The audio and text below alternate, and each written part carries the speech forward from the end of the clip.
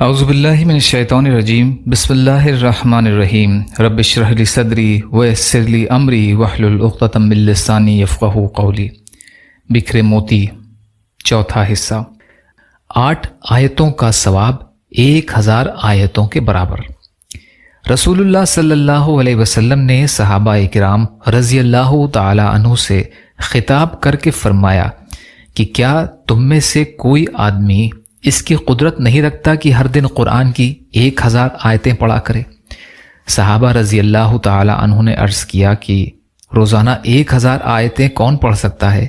آپ صلی اللہ علیہ وسلم نے فرمایا کہ تم میں کوئی الہاکم التکاثر نہیں پڑھ سکتا۔ مطلب یہ ہے کہ الہاکم التکاثر روزانہ پڑھنا 1000 آیتوں کے پڑھنے کے برابر ہے۔